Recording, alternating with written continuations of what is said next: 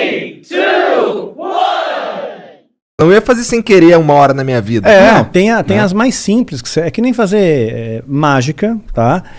Mágica e magia, né? No começo você aprende a fazer um truque simples, de repente você está fazendo a pessoa levitar. Matar né? mesmo, os outros levitam. Eu duvido. Não levita. Tá. No truque, no ilusionismo. No truque, tá. No ilusionismo, fazendo uma analogia aqui. Tá bom. Então, no começo você aprende um troço truque besta. de carta, uma coisa de carta. Aí de repente você está fazendo alguém levitar. Entendi. Né? Então você cresceu. Não dá ali, pra tu ficar invisível. Não dá pra ficar invisível. Mas tem alguma coisa sobrenatural realmente que você chegou a testemunhar? Ou algum ritual ou magia que promete algo que dizem que funciona, algo assim?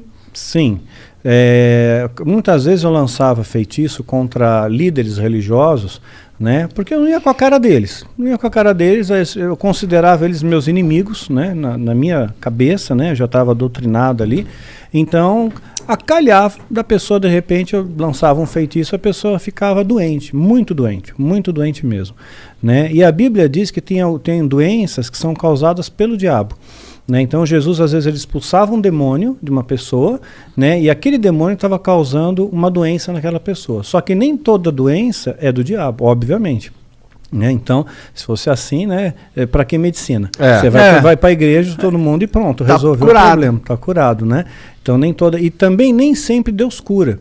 Né? Então, às vezes a pessoa tem uma doença, ela acha que é do diabo, pôs na cabeça dela que é do diabo e que ela tem que fazer, sei lá, uma libertação, uma quebra de vinho, quebra de maldição hereditária, aquela coisa toda. E não é uma doença natural e Deus não vai curar ela. Não vai, por mais fé que ela tenha, Deus não vai curar. Tem alguns caras na Bíblia mesmo que morreram de doença, né? Aquele cara... Eliseu, quem mais? Morreu da doença que ele tinha. Eliseu, ele recebeu a porção dobrada de Elias, que era o profeta, que era o cara, que era o top das galáxias, né? Que fez o sol parar. Né, pois é. Então... Caralho, tá manjando, hein? Sua mãe contou muitas coisas. Pois é. Então, você vê quanta coisa que tem. Eu espero então, que tenha sido Elias mesmo, não tenha falado merda. Então, Eliseu morreu da doença que ele tinha. O próprio Timóteo, Paulo escreve para Timóteo, olha, mistura um pouco de vinho na água aí, porque a água era muito alcalina, né, por causa do teu estômago e das tuas múltiplas enfermidades. Então ele era um menino podre, ele tinha um monte de doença, né, não foi curado. Um lenço de Paulo curava o enfermo, mas Paulo não pôde curar Timóteo, que ele considerava um filho, né? A Bíblia também fala de Trófimo, né? Paulo também fala, olha, deixei Trófimo doente lá em Mileto. Quer dizer, não curou Trófimo. Quer dizer, o cara já tem o nome de Trófimo. Imagina o bullying na escola. Né? E ainda continuou doente. Não adiantou Se fosse a Trófimo, o cara ia ser o magrinho da galera. De atrofia, desculpa. Tentei. Só vamos lá, Daniel. Só continua aí falando. Desculpa aí, foi mal, cancela o Monark. Baixo assinado, tira o Monark. Doenças causava doença, às vezes causava um acidente, poderia ser uma coincidência. Mas não tem nenhuma, claro, é exatamente esse o ponto. Não Poderia tem nada ser, aqui assim que, tipo, mas é que realiza magia e você vê sobrenaturalidade instantânea na sua frente e olhos nus. Bom, olhos nus eu vi a presença de um demônio se materializando na minha frente, e eu estava sóbrio. Né? Duvido. Como é que é um demônio? Pois é, a ideia que nós temos de demônio, né, é chifre, escamas, né, rabinho, rabo, fogo, né, saindo pelos orifícios, né, o diabo todo vermelhão, né, saindo da sauna, assim. Que erótico. Então, mas não, né, é um ser que parece... Aqui aparecia para mim, o Abraxas, que apareceu para mim algumas vezes, ele tinha um formato semelhante, tá? Semelhante. Não consigo descrever isso aí em poucas palavras. Você tem filho, você deve ter assistido Como Treinar o Seu Dragão. Sabe o Banguela? Então, mais ou menos parecido com o Banguela. Parecido com o Banguela. Mas tinha um olhar assim... Né? O olhar que pegava era um olhar muito profundo, era como se não tivesse olhos, era como se fosse um buraco, né?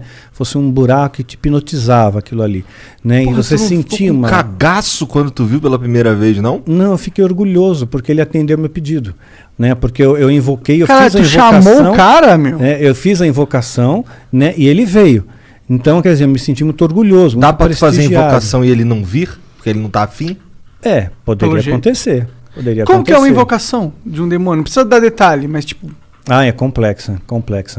Tem bastante detalhe. Bastante detalhe. E muitos materiais, vai? Muitos materiais. Materiais raros? Alguns raros. Entendi. Alguns raros. Então é um ritualzinho de pelo menos aí umas 3 horas, 4 horas. De ritual rolando, não é de preparação. Não, de ritual rolando para ter invocação em si. Entendi, caralho. E aí ele se materializa, tipo, ele só aparece? Ele falou alguma coisa com você?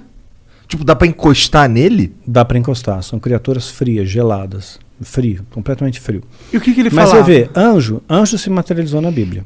Anjo se materializou. Comeu. Né? Anjos comeram na Bíblia, então estavam bem materializados. Né? Então, se demônios são anjos caídos, eles também podem se materializar, só que em circunstâncias ritualísticas. Por exemplo, um demônio não pode se materializar aqui. Né? Um anjo poderia, Deus poderia permitir que um anjo viesse aqui, mas um demônio não. Só dentro de um sistema ritual, tem que ter um ritual para ele vir. Tem que ser tudo bem preparado. Por quê? Eles estão aprisionados, de certa forma? Estão aprisionados, sim, eles são limitados. Né? Eles não podem fazer o que eles querem também da Veneta. Né? Eles têm as suas fronteiras de ação. Por exemplo, eles não podem tocar num cristão verdadeiro. Né? Verdadeiro não pode, a não ser que Deus permita, no caso de Jó. Né? Então Satanás pediu para tocar, tocou e Jó não blasfemou contra Deus. Jó foi um cara que se fudeu pra cacete, né? Muito, se lascou pra caramba. Ficou doente, tudo, né? Ficou doente, perdeu dinheiro, família, tudo. Morreu todo mundo, ele ficou sozinho. E mesmo raspava as pereba com telha, exato, né? Com telha, exatamente. E no final Deus recompensa ele, né? E ele, no final, Jó chega a dizer, antes eu conhecia Deus de ouvir falar, agora eu vejo com os meus olhos, né? Então... Amaldiçoa teu Deus e morre. Exato, isso mesmo. Os amigos de Jó, né, que vinham lá, largavam o pau então, em cima dele. Então, às vezes Deus permite que essas coisas aconteçam. Então, teve gente que já falou para mim, falou, Daniel, perdeu teu filho, perdeu teu esposo, isso aí foi rechaçado pelo satanismo. Eu não vejo dessa maneira. Rechaçado em que sentido? O satanismo está me atacando com feitiço, com magia e causou esses efeitos, né? Mas eu não vejo assim. Não? Não, de forma alguma. Eu vejo assim como coisas que Deus permite, que as pessoas morrem no mundo. Né? Isso acontece, né? Então as pessoas têm depressão, né? Então aconteceu, eu vejo como uma fatalidade.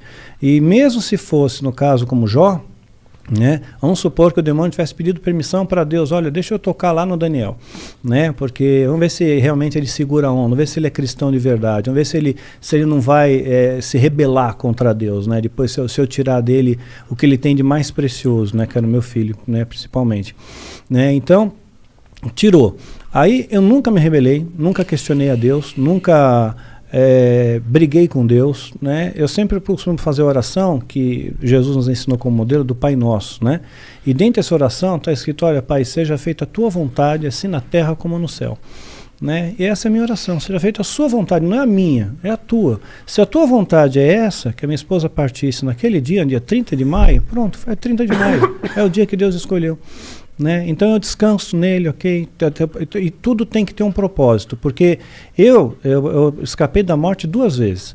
Né? Então por 2 vezes escapei da morte. Então, olha, eu diria que 3, se contar da vez que reagiu a arma lá do cara. Se contar nessa 3, porque ali 2 vezes, né? Então, assim que eu vi a morte de perto, né? Você sente o cheiro da morte de perto, né?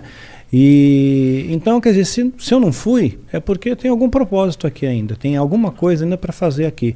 E quando terminar esse propósito, aí Deus me leva. Era alguma coisa ligada a esse assunto de satanismo e tal, que tu quase morreu, ou não tinha nada a ver? Não. Teve uma das ocasiões, por exemplo, foi no ano passado, né? Eu estava foi dia 30 de novembro do ano passado, ia entrar dezembro foi o mês que meu filho partiu, né, dia 22 de dezembro, então eu estava muito angustiado com aquele negócio, poxa, eu vou entrar dezembro, mais um Natal, mais um final de ano, aí eu tomei um monte de comprimido para dormir, eu só queria dormir, eu não quis matar, né, meu interesse não era morrer, só que eu acabei aspirando, e tive uma pneumonia aspirativa e entrei em coma profundo, né? Caralho! Pois fiquei 22 horas em coma profundo, entubado, acordei entubado no hospital, caralho. Assim, então ali você foi dormir na tua cama e acordou entubado? Acordei entubado.